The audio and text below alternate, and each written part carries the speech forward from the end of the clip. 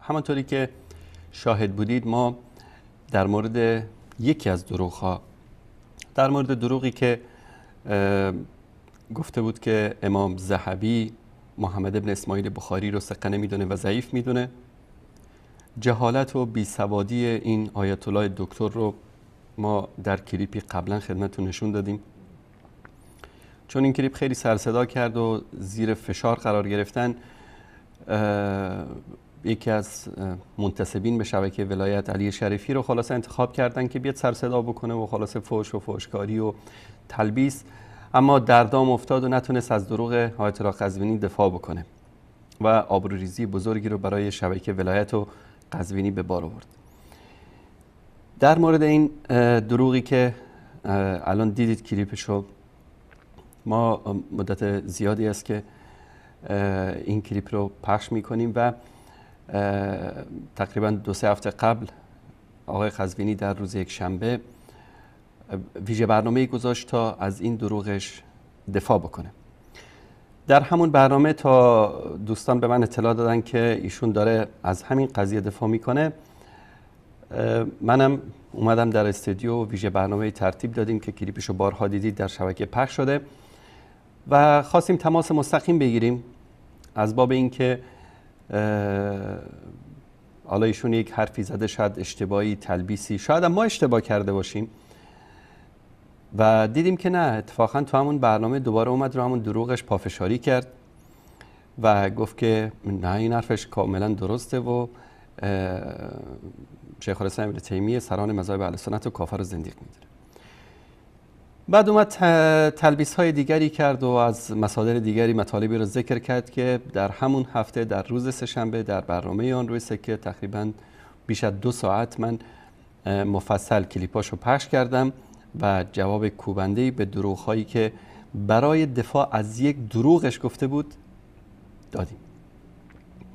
روش اینا این است که برای ثابت کردن یک دروغ حاضرن که 100 تا دروغ دیگه بگن و دقیقا همون روش یهود که انقدر دروغ بگو تا که مردم باورشون بشه. و ما این کلیپ ها رو هم در سایت های اجتماعی پخش کردیم و هم در یوتیوب شبکه و هم بارها بینندگان عزیز از طریق شبکه جهانی وصال حق شاهد هم کلیپ تماس و هم کلیپ رد بر دروغ های دوباره قزوینی بر همین دروغ بزرگی که گفته بود در مورد منهاج السنه. اما اینها به جای اینکه بیان عذرخواهی بکنن و اعتراف بکنن به اشتباهشون، بلا استثناء همشون از قزوینی گرفته تا ابوالقاسمی همه اصرار دارن بر این که قزوینی درست گفته و همچین مطلبی در کتاب منهاج السنه اومده. همونطوری که میدونید ما در عصر علم تکنولوژی زندگی میکنیم. هر شیعی که به دنبال حقیقت باشه میتونه در هر گوشه دنیا یک سرچی بزنه در آیت الله گوگل و همه سیر و پیاز اهل سنت و شیعه و همه مذاهب و ادیان رو میتونه در بیاره. ما بنا نداریم که خدای نکرده در این برنامه بیایم به کسی توهین بکنیم یا اهانت بکنیم یا مسخره بکنیم. اینا مسخرن، اینا خودشون دشنامن برای مذهبشون، برای دینشون. اینها خدمتی که به ما کردن با این دروغاشون، باور کنید اگر 100 سال ما زحمت میکشیدیم و 10 شبکه اهل سنت میداشتن، انقدر نمیتونستن به اهل سنت و به حق جویان خدمت بکنن که آیت الله قزوینی با این دروغاش کرده.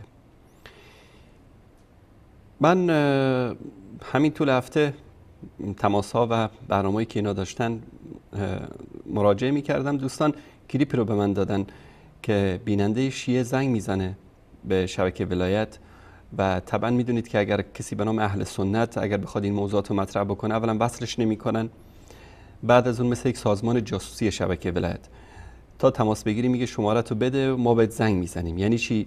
یعنی شما با این کارتون همه اطلاعاتتون رو در اختیار اونها باید قرار بدید، شماره تماستون و اسمتون و اگرم مخالفشون باشید فردا دیگه سر و کلتون از اطلاعات در میاد.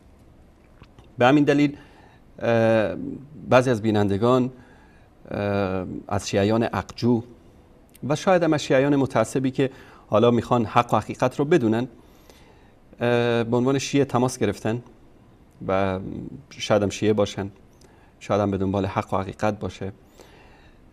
بیننده زنگ میزنه و به برنامه ابوالقاسمی، برنامه دفاع از ثقلین، و در این برنامه از ایشون میخواد که خلاصه یک نقطه پایانی به این موضوع بگذاره که این قضیه دروغ آیت الله قزوینی چیه که شبکه وصال حقی داره پخش میکنه و تحدی میکنه.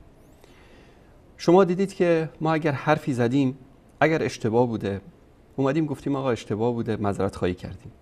مانند کلیپ آخوند آلت پرست که همین ابوالقاسمی گفت که این کلیپ یعنی حقیقتش این نیست که شما میگید. وقتی که مراجعه کردیم دیدیم بالفعل حرف ایشون درسته، صدق و هو کذاب. این کلیپ رو القا کردیم و پخش نمی‌کنیم. همچنین حضرت مولانا عبدالقدوس دهقان بارها در طرح مسائل علمی اگر اشتباهی صورت گرفته اومدن توضیح دادن و برای ما هیچ مشکلی نیست که ما از قولمون برگردیم اگر که اشتباه بکنیم، چون هدف ما حق است. اگر دشمن ما هم سخنی بزنه که حق باشه ما از اون میپذیریم. به قول رسول الله صلی الله علیه و آله و سلم که حکمت گمشده مؤمن است، هر جا که به آن دست یافت اولاتر است که آن را بگیرد. بر صورت من این کلیپ رو کامل پخش میکنم خدمتون و در لابلای پخش این کلیپ دروغ ها و تلبیس ها و خیانت هایی رو که حجت الاسلام دکتر ابوالقاسمی مرتکب شد خدمتون اینجا بیان میکنم. تعجب نکنید که تا دیروز حجت الاسلام و المسلمین بود و الان شده دکتر، چون در این مملکت بیدر و پیکر به هر جانوری مدرک میدن. به آقای کردان مدرک آکسفورد داده بودن که دیگه خودتون شاهد هستید که چه افتضاحی برای احمدی نژاد به بار آورد. وزرایی که در حکومت احمدی نژاد بودن، دکترایی که آقای روحانی داره، دکترایی که خود همین قزوینی داره از دانشگاه الحره هلند، یک دکترای جعلی که حتی همون دانشگاه به خاطر صادر کردن مدارک جعلی بازخواست میشه، جریمه میشه، مدتی بسته میشه. اما تو این مملکت به هر کی مدرک میدن و بهتر است بگیم که جناب حجت الاسلام ابوالقاسمی مدرک دکترایشون در تلبیس و دروغگویی و خیانت هست، مثل استادش آقای قزوینی. بر صورت ما این کلیپ رو پخش میکنیم و جوابهایی که داریم، جواب علمی ارائه میدیم و قضاوت رو میگذاریم به عهده شما بینندگان عزیز که ببینید که این آخوندها تا چه حدی بی حیا و بی شرم و دروغگو و مدلس هستن. احمد جان صدا و تصویر رو داشته باشید. آقا رضا از همدان سلام علیکم و رحمت الله. علیکم السلام و رحمت الله. وقت شما بخیر. موفق و مؤید باشید. در خدمتتون هستم. جناب حسینی و حضرت حجت الاسلام دکتر ابوالقاسمی وقت شما بخیر. خدا قوت. سلام و رحمت الله. در خدمتتون هستیم. که جناب دکتر ابوالقاسمی شبکه وصال ناحق یک مدت زیادی که یک موضوع رو مطرح میکنن و عنوان میکنن که حضرت آیت الله قزوینی فرمودن که ابن تیمیه رهبر فرقه‌های مذاهب اهل تسنن تکفیر کرده و اینو ثابت کرده از طریق کتابایی که دارن. ایشون این شبکه تحدی کردن که اگر شما این مطلب رو اثبات بکنید ما شیعه میشیم. خواستم اگر امکانش هست دکتر یک بار برای همیشه این موضوع رو تعیین تکلیف بکنید که آیا واقعا همچین مطلبی بوده، اگر هست نشون بدید که ان شاءالله ببینیم این دوستان آیا شیعه میشن یا نه. ممنونم از دکتر. خب این رو که حالا می‌خواید رو خط بجیم قطع کنید دوست عزیز. حتی شما سلام می‌دونید دکتر. اینو که استاد ما قزوینی حفظه الله خودشون هم جوابشو دادن. البته یک نکته که هست اینها از نسخه‌های تحریف شده استفاده میکنن. حالا من تحریف در بعضی از نسخه‌ها رو نشون میدم. بله. میگه که آقای دکتر قزوینی پاسخ دادن. ما ثابت کردیم که در دفاع از یک دروغ ایشون 12 تا دروغ دیگه به نیت 12 امامشون 12 تا دروغ دیگه گفت که من مفصل در برنامه‌ای که گذشت جواب دادم و بارها این کلیپ پخش شده. و بعد از اینکه جواب دادیم ایشون در مثل مراجعشون در سکوت مرگبار فرو رفتن و خلاصه در برنامه بعدش انقدر به هم ریخته بود، اعصابش خراب بود، اومد غیر از فوش و فوشکاری چیز دیگه باور میکنید طول برنامهش دوستان رصد کردن، یک مطلب علمیشون ارائه نداد، فقط حرف این وهابیا رو گوش نکنید و اینها فلان هستن و شروع کرد به فوش دادن و توهین کردن. ایشون میگه که قزوینی جواب داده. خب چرا جواب قزوینی رو شما نمیدید؟ بعد میگه که اینها از نسخه های تحریف شده استفاده میکنن. جناب آقای دکتر ابوالقاسمی حجت الاسلام میباشید، من تحدی میکنم که همین مطلب رو از نسخه اصلی و نسخه تحریف شده بیار نشون بده. همین مطلبی که آیت الله قزوینی دروغ گفته، همین رو از نسخه اصلی که قزوینی بهش اشاره کرده و از نسخه تحریف شده ای که ما ازش نقل کردیم، هر تاشو بیار جلوی هم بینندگان کنار هم دیگه قرار بده و بیان بکن برای بینندگان. در حالی که من در اولین برنامه که جواب قزوینی رو دادم از روی مانیتور از همون صفحه‌ای که ایشون نشون داده بود از همون صفحه خوندم تا هیچ حجتی باقی نمانه بر کسانی به دنبال حق و حقیقت هستن. اما اینکه بی دروغ بگی با وقاحت و بیشرمی و بی‌حیایی، این دردی رو دوا نمی‌کنه. جناب دکتر ابوالقاسمی، شما اگر مرد هستی، اگر غیرت و شهامت داری، اگر واقعا یک به اصطلاح کارشناس هستی و میخوای مطالب رو علمی ارائه بدی، باید برای هر حرفت یک سند و مدرک داشته باشی. الان اینجا بیان کردی که ما از نسخه تحریف شده این مطالب رو میاریم. بفرمایید شما نسخه تحریف شده ما و نسخه اصلی که آقای قزوینی نشون داده ارتاشو بیارید کنار هم بگذارید که در کجای اون نسخه تحریف نشده گفته که ابن تیمیه سران مذاهب اهل سنت رو کافر و زندیق میدونن. این اولا. ثانیاً این حرف شما با حرف قزوینی در تناقض است. ایشون در همون برنامه‌ای که یک شنبه شب داشتن و دو هفته قبل اومدن و پافشاری کردن بر همون حرف خودشون، گفتن که اینجا منظور از اصل المذهب منظور اصل مذاهب اهل سنت است و بر همون دروغی که گفته بودن پافشاری کردن. شما یک هماهنگی در وقت دروغ گفتن با هم دیگه داشته باشید که نشه که قزوینی بیاد یک دفاعی بکنه و شما بیاد یک دفاع دیگه ارائه بدید و یک جلسه‌ای بذارید، شورایی بگذارید، با هم دیگه هماهنگی بکنید در وقت دروغ گفتن که مثلا هم دروغی رو قزوینی گفته شما هم همون دروغو بگید. این نشه که شما یک دروغی بگید اون یه دروغ دیگه بگید در تناقض. الان قزوینی پافشاری کرد بر دروغش، گفت که نه اصل المذهب منظور مذاهب اهل سنت است، شما میگی نه و ما از نسخه تحریف شده استفاده میکنی. اگر تو مرد هستی، یک مثقال ذره مردانگی در سر و پای تو وجود داره، بیا این نسخه تحریف شده رو کنار هم دیگه بذار با نسخه اصلی و اصل المذهب رو نشون بده که ما کجا رو تحریف کردیم یا از نسخه تحریف شده این مطلب رو گفتیم. ثانیاً الان ایشون میخواد بیاد یک نمونه ای از تحریف نشون بده. تحریف به چه معنی است؟ یک مطلبی رو مثلا در یک کتابی ذکر شده، برای اینکه بیان قضیه رو طور دیگه جلوه بدن میان این رو تحریف میکنن. من نمونه ای از تحریف رو در کتاب‌های شیعه خدمت شما عزیزان نشون بدم در اینجا تا متوجه بشین که اینا همون کاری که خودشون انجام میدن ما رو به اون متهم میکنن، در حالی که اصل تحریف در کتاب‌های خودشون اومده. به طور مثال ما مطلبی رو اینجا نشون دادیم، دوستان اگر که لطف بکنن این رو نشون بدن. اینجا میگه که در کافی روایتی است که میگه ان قرآن الذي جاء به جبرئیل الی محمد صلی الله علیه و سلم 17,000 آیه، راستی قرآنی که جبرئیل برای محمد آورده است 17,000 آیه بوده. برای اینکه بیان این آبروریزی رو جمع بکنن اومدن این کتاب رو تحریف کردن. در چاپ‌های جدید تشکر میکنم احمد جان اینجا 17,000 رو نشون بده که اینا ببینن دقیق. آورده است 17,000 آیه است، 17,000 آیه در نسخه عربیش و اینم در ترجمه فارسیش. تشکر میکنم احمد جان.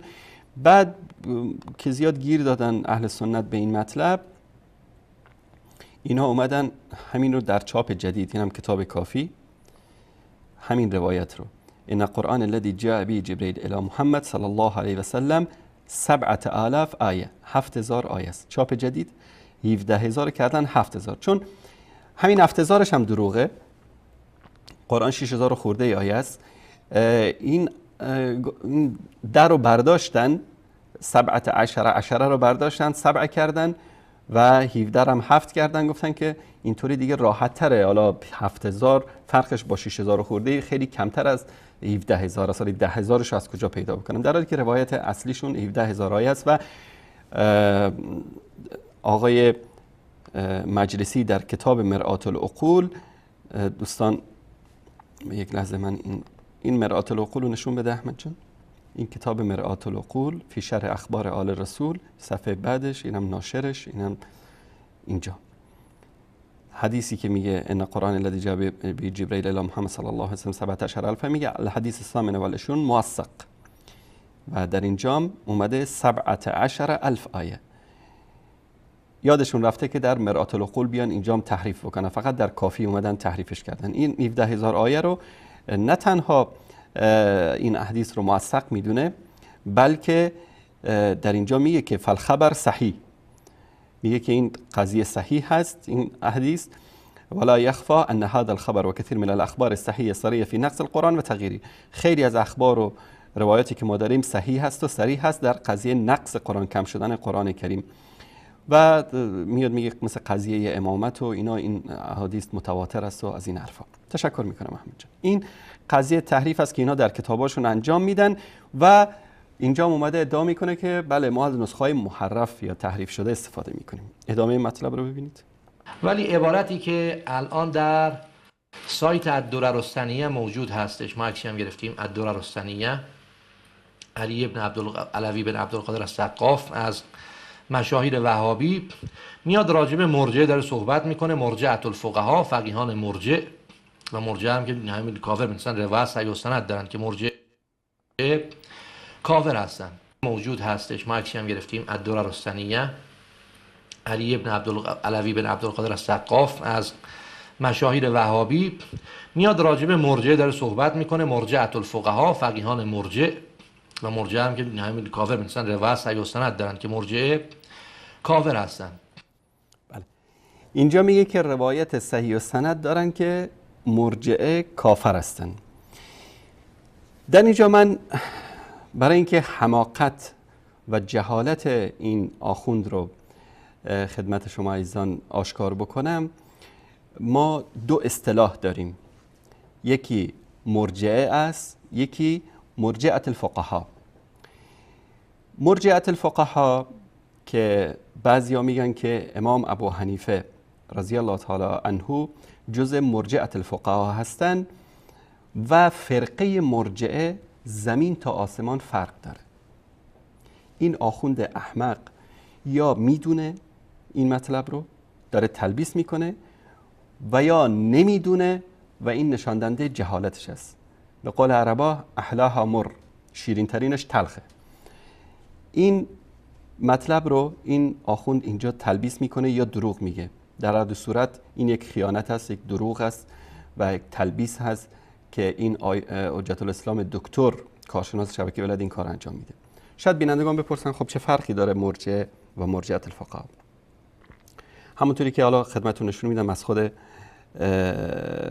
این کتاب و همین مطلبی که ایشون آورده، مرجعه الفقها کسانی هستند که در قضیه به اصطلاح تعریف لفظی ایمان عمل رو وارد نمی کنن، اما در تطبیق عمل رو جزء ایمان میدونن. به این معنی که اگر کسی ایمان داشته باشه به الله و به رسولش و به قرآن کریم، این مؤمن است. برای اینکه این شخص ایمانش ثابت و کامل باشه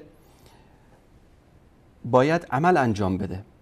به خاطر همین در مذهب امام اعظم رضی الله تعالی عنه اگر کسی که تارک نماز باشه اونو کافر میدونن، فاسق میدونن. طبق حالا تعریفات گسترده‌ای داره، ما نمیخوایم وارد این بحث بشیم. پس امام ابو حنیفه و فقهای مرجعه به اصطلاح یا مرجعه الفقها، اینها کسایی بودن که در تعریف ایمان عمل رو وارد نمی کردن. وقتی که میخواستن ایمان رو تعریف بکنن عمل رو وارد نمی کردن، اما در تطبیق ایمان در اونجا چیکار میکردن؟ عمل رو جزء ایمان میدونستن. به خاطر همین می‌بینیم که در قضیه حج، در قضیه روزه، در قضیه زکات، در قضیه نماز، در مسائل مختلف فقهی و عبادی، کسایی که عبادتی رو انجام نده براش به اصطلاح مجازات هایی تعیین شده و کسایی که انکار بکنن یا عملی رو جز دین ندونن تکفیر شدن و مسائل مختلفی که اینها در تطبیق عملی ایمان عمل رو وارد میکنن. اما فرقه گمراه مرجعه که کلاً مجزا هستند از مرجعه الفقها، اینها فرقه‌ای هستند که عمل رو جز ایمان نمیدونن، نه در لفظ و نه در تطبیق. یعنی وقتی ایمان رو تعریف میکنن عمل رو جزش نمیدونن، وقتی هم که تطبیقش میدن بر انسان، بر یک انسان مسلمان، عمل رو جز ایمان نمیدونن. یعنی برای فرقه مرجع یک کسی که نماز نخونه، روزه نگیره، حج نکنه، عبادت ها رو انجام نده، یک انسان مؤمنی است. برای اونها فرعون هم مؤمن است، شیطان هم مؤمن است، نمرود هم مؤمن است. این یک فرقه گمراست، یک فرقه گمراست و تنها وجه مشترکی که بین مرجعه الفقها و فرقه مرجعه وجود داره قضیه تعریف لفظ ایمان است. در اینجا با هم متفقن، اما در تطبیقش مرجعه الفقها که امام اعظم رضی الله تعالی عنه هم جزء اونا هست، در اینجا ایشون، البته این منسوب هست به ایشون، یعنی هیچ قول دقیق و صریحی در این مورد وجود نداره، در تطبیق کلاً مخالفت دارن با فرقه گمراه مرجع. و اینکه این آخوند در اینجا میاد میگه که فرقه مرجعه رو اینها کافر میدونن، یا منظورش این است که میخواد بگه که ابو حنیفه رو اینا کافر میدونن، این یک دروغی است که در همین صفحه رد ایشون وجود داره. یک نکته جالب در اینجا هست که اول که دروغ قزوینی بر این بود که اصل مذاهب اهل سنت، برای منحرف کردن بیننده اومده این قضیه مرجعه الفقها رو مطرح میکنه و دروغ میگه که تکفیرش کرده ابن تیمیه و علما به خاطر گمراه کردن است، در حالی که این قضیه ربطی نداره. در اونجا شما گفتید که، یا استاد شما گفته بود که سران مذاهب اهل سنت رو کافر و زندیق میدونه ابن تیمیه. اگر که استادتون راست گفته، پس چرا این مطلب رو میاد نشون میدید؟ حالا در همین مطلب، از همین صفحه مانیتور خودشون که حالا نگن که ما از نسخه دیگر تحریف شده نشون دادیم، در همین صفحه احمد جان اینجا شما نشون بده.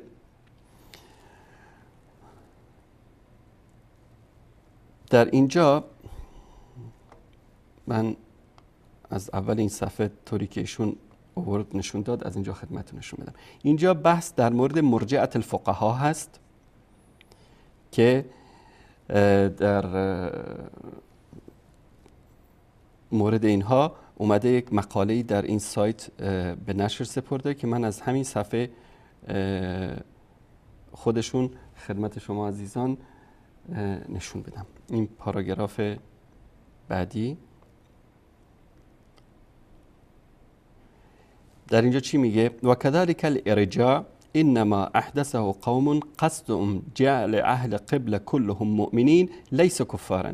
مرجع کسایی بودن که میگفتن که هدفشون از ساختن این فرقه این بود که همه اهل قبله رو بگن که مؤمن هستن و لیس کفارا، ما کفار نیستن. و در مطلب بعدی هم نشأت این فرقه که در کجا به وجود آمد و در اینجا من یک کمی بالاترش رو نشون بدم که خیلی مطلب جالبی است. این سریع میگذرانه از اینجا و یقول ولهذا دخل في ارجاء الفقهاء جماعة عم ويقول ولهذا دخل في ارجاء الفقهاء جماعة هم عند الأمة اهل علم و دین. گروهی از فقها داخل شدن در قضیه ارجاء که اینها در نزد امت اهل علم و دین هستند. ولهذا لم يكفر احد من سلف احدا من مرجعه الفقهاء. به خاطر همین هیچ کس از سلف، بگیرید همه رو دیگه، این قول ابن تیمیه است که هیچ کس از سلف مرجعه الفقهاء رو تکفیر نکردن، بل جعلوا هذا من البدع، بدع الاقوال و الافعال، بلکه این رو یک نوع بدعتی در اقوال و افعال دانستن، لا من البدع العقائد، این رو از بدعت در عقیده نمیدونستن. چون عقیده امام ابو حنیفه رضی الله تعالی عنه و بقیه فقها و علما و سلف امت در قضیه تطبیق عمل صالح در تعریف ایمان هیچ اختلافی بینشون ندارن. اختلافشون در کجاست؟ در تعریف لفظی قضیه ایمان است. بعد این مطلب رو اینجا نمیخونه، اینجا رو نشون نمیده اصلا و میره. حالا ببینیم که کجا. مورد مرجع میگوید که بله، هم اخبث قوم و حسبک بالرافضه خبثا ولکن المرجع یکذبون علی الله. میگه رافضه خبیث هستن ولی مرجع دروغ هم به خدا میبندن. اونجا تعریف مرجعه الفقهاء رو ابن تیمیه مطرح میکرد که این سایت نقل کرده، که در اونجا میگه که مرجعه الفقهاء رو کسی تکفیر نکرده، بلکه اونا اهل علم و دین بودن در بین امت. اینجا تعریف مرجعه است. فرقه مرجع و مرجعه الفقهاء همونطوری که عرض کردم خدمتون دو مطلب کاملا جداگانه است که فقط در تعریف لفظی ایمان با هم دیگه مشترکن، اما در قضیه تطبیق زمین و آسمان فرق دارن. یکیشون همونطوری که ذکر کردم علما خبیث هستن، مبتدع هستن، اقوالشون هیچ مستندی از قرآن و سنت نداره. اما مرجعه الفقهاء کلا اهل علم و دین و ایمان و تقوا و پرهیزگاری و از جمله سلف صالح و امامان امت می باشن. این خبیث اینجا میاره این قضیه مرجعه رو ترجمه میکنه و میچسبانه به امام ابو حنیفه، میخواد اینجا تلبیس بکنه. یعنی بدتر هستن. میاد تا اینجا که حرف ابن تیمیه رو مطرح میکنه. اگر بیارم دقیقش رو، چون خیلی صفحه طولانی است. بله، اگر بسم الله الرحمن الرحیم که ببینید بله. این عبارت خیلی طولانی بود این صفحهش، حالا بعد من برم تا اون تیکش رو پیدا بکنم، ولی صریح میاد مطرح میکنه، میگه که ابو حنیفه هم جزو ائمه مرجعه بوده است. یعنی با این اوصافی که برای مرجعه گفتن، حتی اینجاست که بله وضع کردن خیلی بخوان موضوعشون رو خراب نشون بدن. و این موضعی هم که در کنارش نشسته اینجا، بله میگه اینجا دیدید مرجعه رو تعریف کردن، بعد ابو حنیفه رو خلاصه چسبوندن، در که اینم داره خبیث دروغ میگه. دو تا خبیث کنار هم دیگه نشستن، یکی از دیگر خبیث‌تر و دارن دروغ میگن. ادامه کلیپ رو ببینید. اهل بدعت زمانی که انتساب به یک امامی پیدا بکنن، این مذهب اون امام نیست جز در مورد مرجعه. فان ببینید اینجا میگه جز در مورد مرجعه، در حالی که اینجا مرجعه نیست، اینجا ارجاع است. مرجعه نیست بلکه ارجاع است. حالا همین مطلب رو که اینجا داشت سریع رد میکرد، من از خود همین صفحه خدمتتون نشون بدم. اینجا در دقیقه 2:36 ثانیه یک کمی میریم عقب‌تر.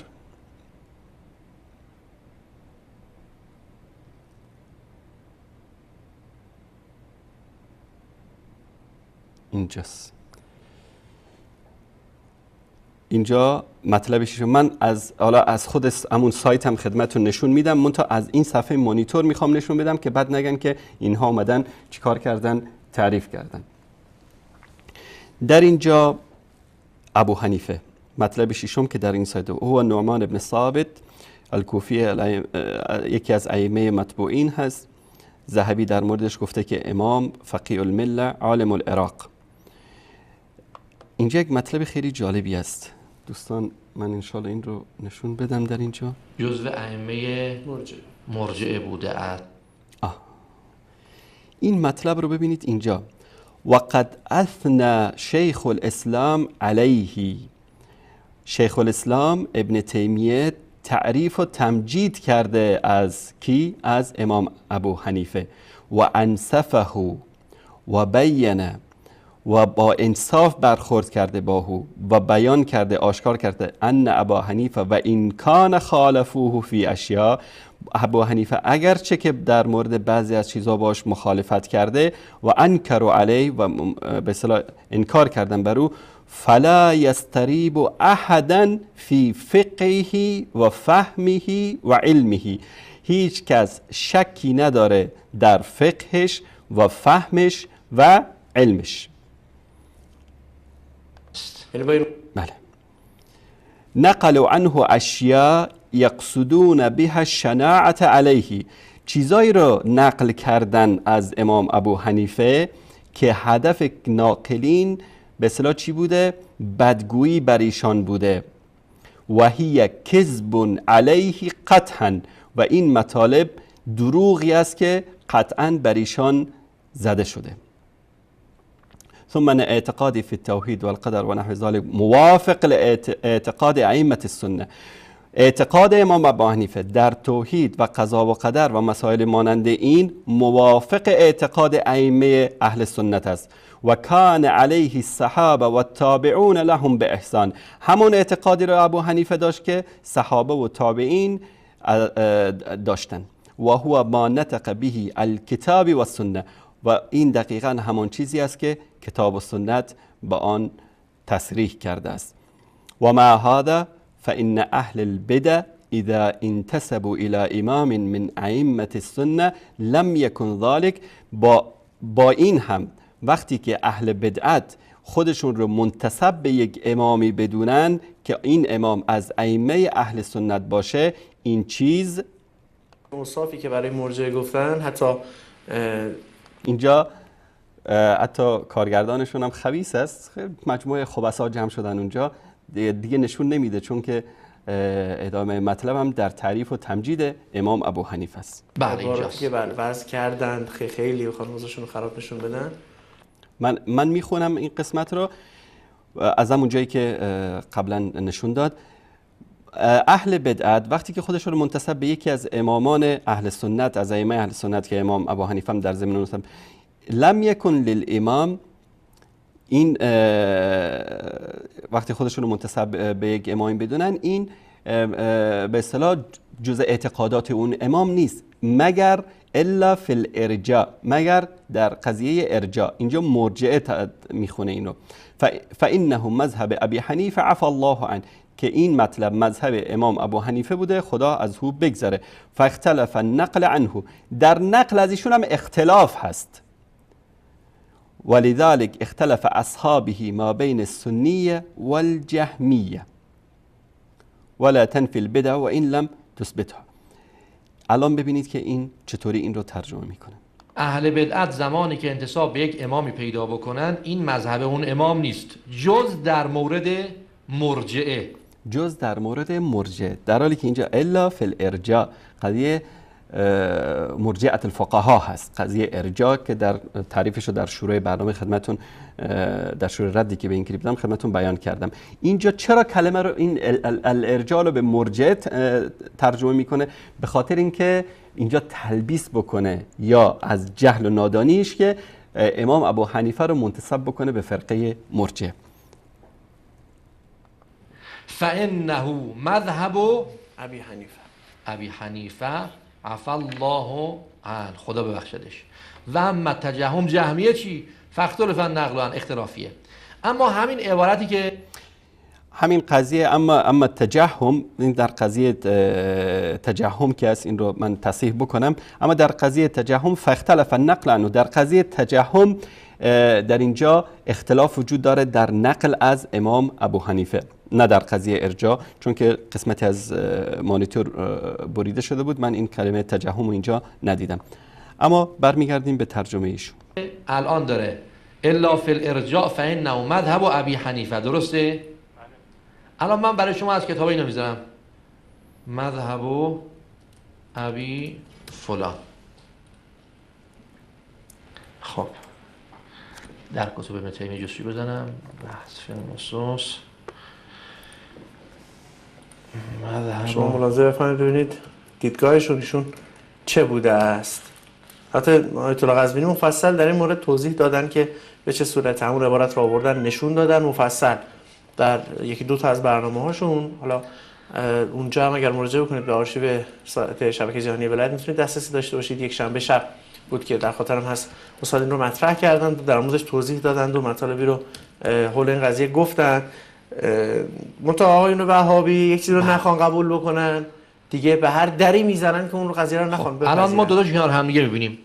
کتب و رسائل و فتاوای ابن تیمیه جلد 20 صفحه 186 میگه لم یکن مذهبا للامام الا فی الارجاء فانه قول ابی فلان.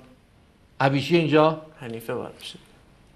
اما تو این چاپی که خودشون نقل کردن که ما خدمت عزیزان نشون دادیم، دوباره اگه بتونم بیارم تصویرش رو، بله، میگفت ای خدا تصویر امام به هم خورد که این فلان دقیقاً ابی حنیفه بوده است در کلام خود عرض کنم وهابی‌ها. حالا دیگه نشون دادم، جفتش نشون دادم. بله، یکی اون بود، یکی این که تصریح کرده بود که اونجا ابو حنیفه بود، اما در چاپ‌های جدید این رو تحریف کردنش ابی فلان. بله. دیگه از این صریح‌تر اسم ابو حنیفه هم برده. بله دیگه واضح و مشخص. فرمایش دیگه دارید آقا رضا؟ ممنونم جناب حسین. موفق باشید. خدا قوت. بله. خب بله دیگه دوتاشو کنار هم گذاشتیم و نشون دادیم. ببینید کتاباشون رو تحریف کردن. خب الان در این مورد این آخوندی که دکترا داره در جهل و نادانی و حماقت و بیشعوری، تحریف به این معنی که نسخه ای از کتاب ابن تیمیه موجود است که این مطلب در اون اومده و در نسخه دیگر این مطلب رو اومدن تغییرش دادن. اولا در قضیه فقها، علمای به اصطلاح مذاهب اربعه، ابو حنیفه داریم، شافعی داریم، مالک داریم، احمد ابن حنبل داریم. تنها فقیهی که از رؤوس مذاهب اهل سنت با کنیه به اصطلاح ابو حنیفه شناخته شده، نعمان ابن ثابت امام اعظم رضی الله تعالی عنه است که بهش میگن ابو حنیفه. دیگه غیر از این کسی دیگری از رؤوس مذاهب اهل سنت، مذاهب چهارگانه، به نام ابو فلان شناخته نشدن. کنیه داشتن اما تنها کسی که به ابو حنیفه شناخته شده امام اعظم است. در اصطلاح عرب وقتی که بخوان به کسی اشاره بکنن، حالا یک موضوعی رو که مثلا به ایشون نسبت داده شده، بخوان یعنی این موضوع رو طوری باشه که صریح نباشه، اسم طرف رو ذکر نمیگن، ابو فلان. هر عاقلی، هر محققی، هر باسوادی در نظر اهل سنت میدونه که در اینجا این موضوع اشاره به امام ابو حنیفه است و این مطلب رو من از کتاب ابن تیمیه نشون میدن و در هیچ یک از نسخه‌های کتاب‌های ابن تیمیه این قضیه، این موضوع رو، این مطلب رو تحریف نکردن. آنچه که ایشون میخواست که تصاویرش کنار هم دیگه بگذاره نشون بده که تصاویرش به هم ریخت و نتونست نشون بده، مقاله است که در یکی از سایت ها نشر شده. من الان این سایت رو خدمت شما عزیزان نشون میدم. این سایت الدرر الثنیه از علوی بن عبدالقادر سقاف. این مقاله ای است که ایشون نوشته و یک بحث در مورد فرق و مسائل است و اینجا هم موسوعة الفرق، دائرة المعارف فرق، الباب الخامس، فرقة المرجع، الفصل الثالث، تعریف به فرق المرجع و اشعر رجالها و بیان مجمل اعتقاداتها. این یک به اصطلاح مطلب طولانی است در دائره المعارف فرق و ادیان که ایشون در این سایتش داره و مبحث اولش در قضیه مرجع در فصل سوم مرجعة الفقها هست. در اینجا این کتاب ابن تیمیه نیست، این مقاله است که آقای علوی بن عبدالقادر سقاف نوشته و در اینجا از علمای مختلف ذکر میکنه. مثلا در اینجا به هذا الاسم سماها شیخ الاسلام، اینجا از شیخ الاسلام ذکر میکنه، از علمای دیگر و قال از زهری و قال الاوزاعی و قال شریک القاضی، قال سفیان الثوری، ولما نقل شیخ الاسلام ما ذکره الامام ابو عبید، اینجا نقل میکنه از شیخ الاسلام. این مقاله است که ایشون اومده اقوال علما رو خودش در ضمن این مقاله ذکر کرده و در اینجا بعضی از علما رو در موردش این مطالب رو ذکر میکنه.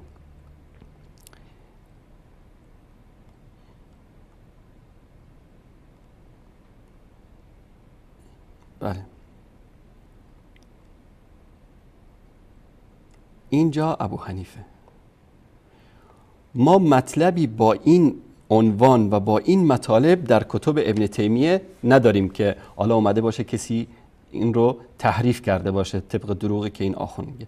در اینجا میبینیم که همش تعریف و تمجید است از امام فقیه المله عالم عراق، تعریف و تمجید که ایشون و در مورد فقه میگه که در مورد فقه و الناس عیال علیه فی ذلک، یعنی مردم فرزندان عیال ابو حنیفه هستند در قضیه فقه. مشایخش رو ذکر میکنه که این مطلب یعنی با این مسائل در کتب شیخ ابن تیمیه نیومده که تحریف شده باشه و در اینجا نقل میکنه و قد اثنى شیخ الاسلام علیه، شیخ الاسلام ابن تیمیه تعریف و تمجید کرده از و انصفه، با انصاف برخورد کرده و بین ان ابا حنیفه و ان کان الناس خالفوا فی الاشیاء، ابو حنیفه اگرچه مردم با او مخالفت کردن در بعضی از اشیاء و انکروا علی و انکار کردن بر او، فلا یستریب احدا فی فقهه و فهمه و علمه، هیچ کس شکی نداره در فقهش و فهمش و علمش. و قد نقلوا عن اشیاء یقصدون بها الشناعه علیه و هی کذب علیه قطعا، و چیزایی رو نقل کردن که میخواستن به اصطلاح بد ایشون بگن، اما این کذب است، دروغ هست که قطعا بر ایشون بسته شده.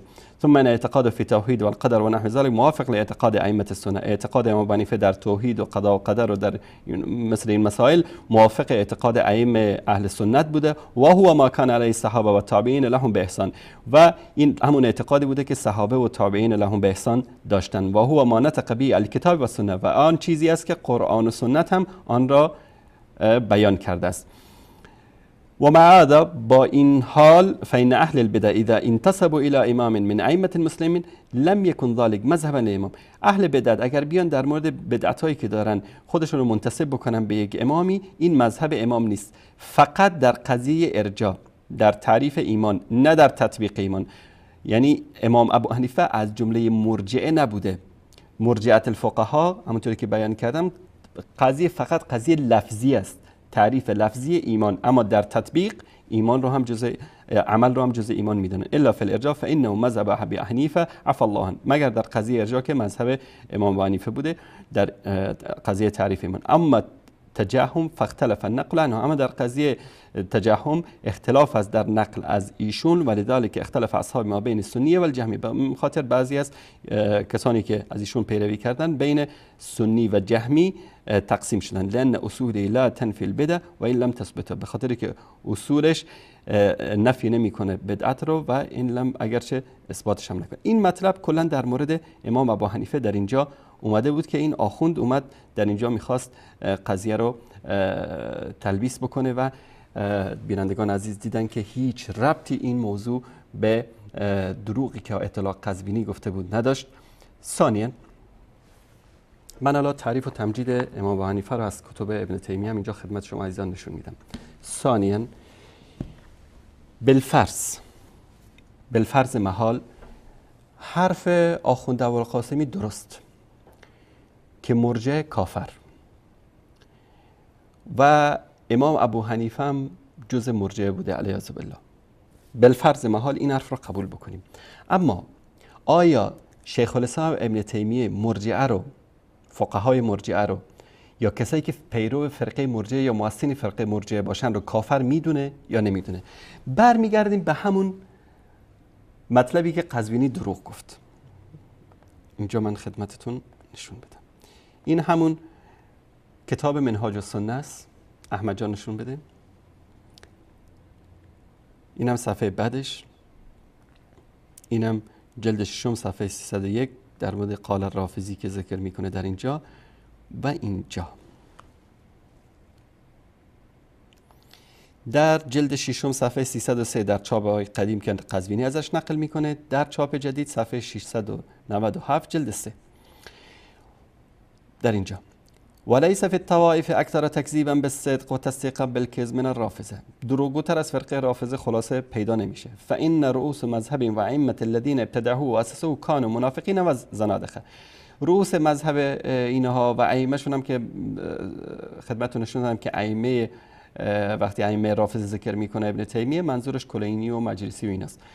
ابتدعوا و واسسوا كانوا منافقين زنادقه، منافق و زندیق بودن. كما ذكر ذلك عن غیر واحد من اهل العلم و هذا ظاهر لمن تأمله، و این ظاهر آشکار است برای کسی که تأمل بکنه در این قضیه. بخلاف قول الخوارج، ابن تیمیه منافق و زندیق میدونه رؤوس روافض را، اما بخلاف قول الخوارج فإن كان عن الجهل بالتعبير القرآن وغلو في تعظيم الذنوب وكذلك قول الوعيدية والقدرية كان عن التعظيم الذنوب که وعیدیه و قدریه اینا مشکلشون در تعظیم الذنوب بود.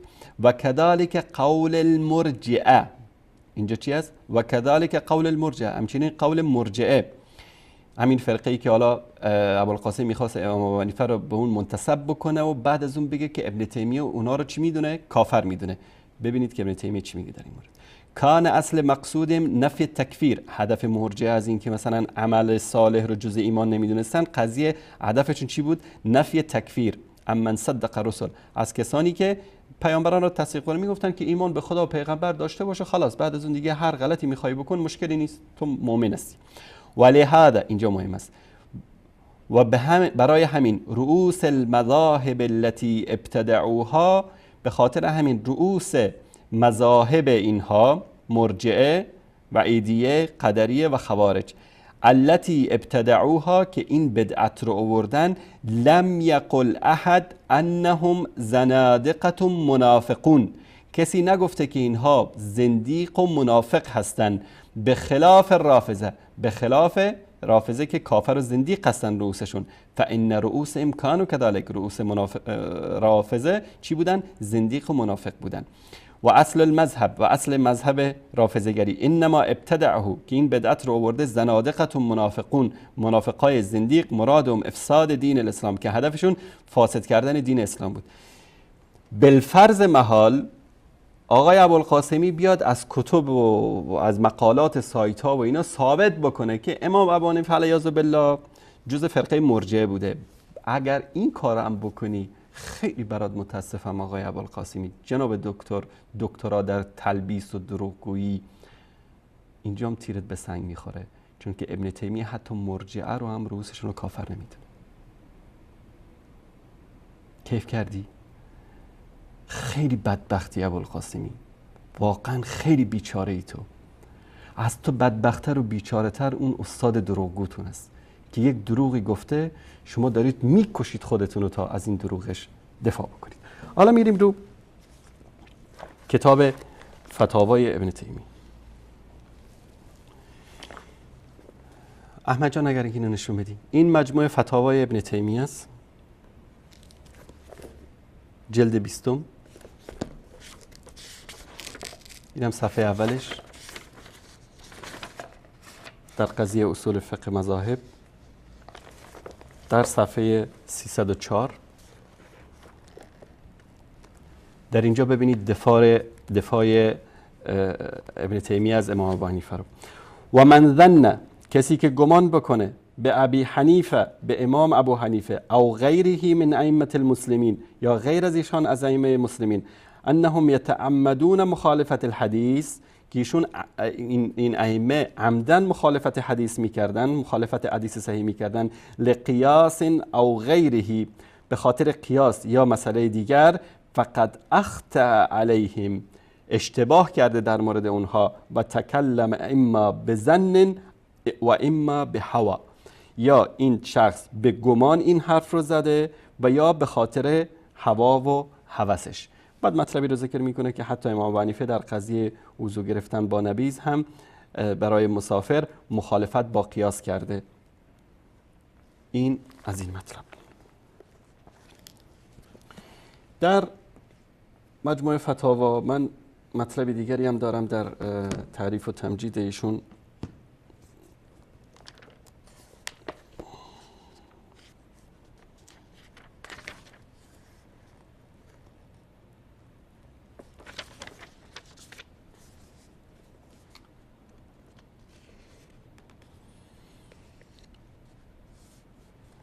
در قضیه امام ابو حنیفه در این کتاب، در کتاب مجموعة الفتاوا، در اینجا هم میاد مطلبی رو ایشون ذکر میکنه.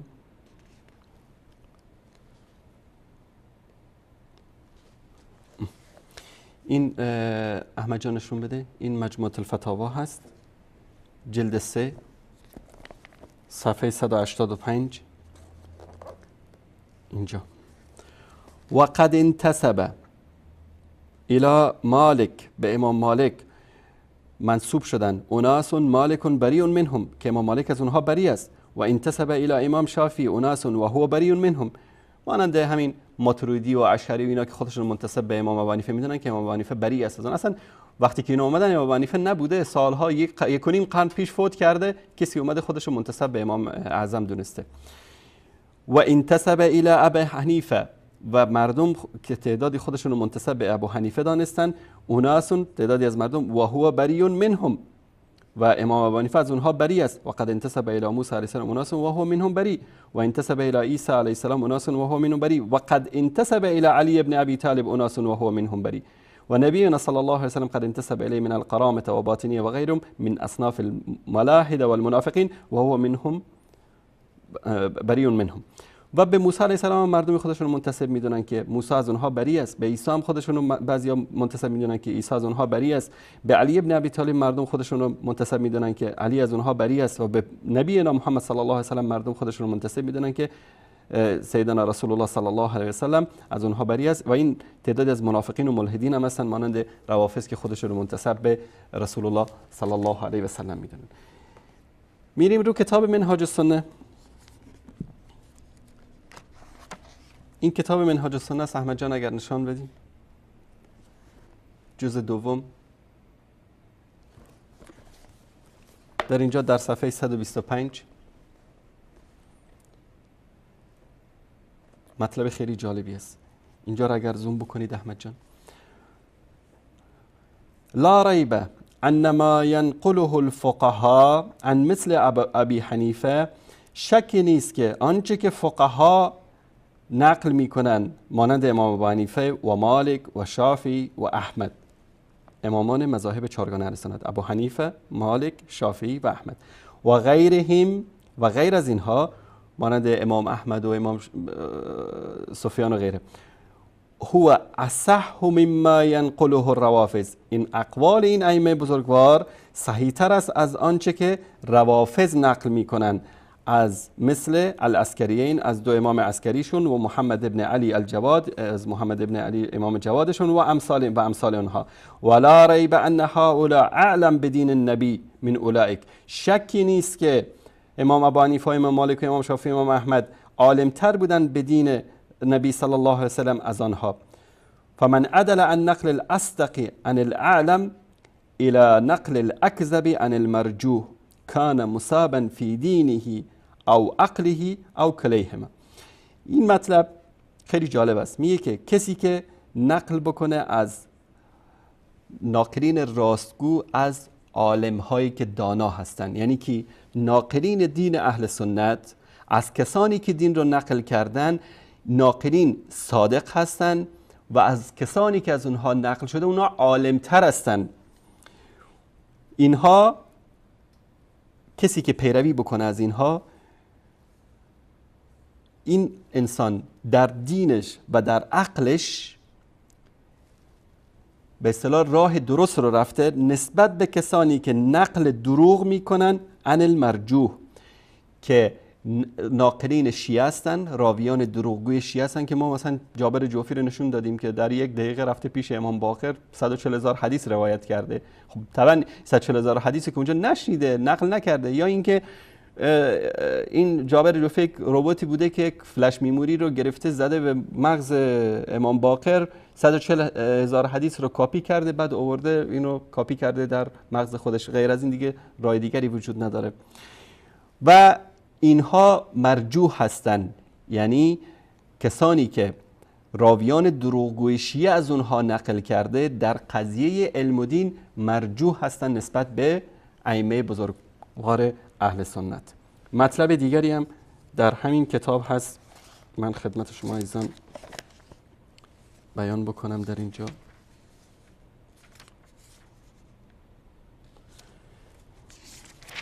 دوستان اگر این مطلب رو نشون بدن در اینجا، در همین کتاب، در همین منهاج السنه در جلد دوم در صفحه 215 مطلبی رو میاره از اینجا از امام شافعی. و قد قال الشافعی، امام شافعی چی میفرمایند؟ من اراد تفسیر فهو عیال علی مقاتل، کسی که تفسیر میخواد یاد بگیره این جز عیال مقاتل است، یکی از مفسرین.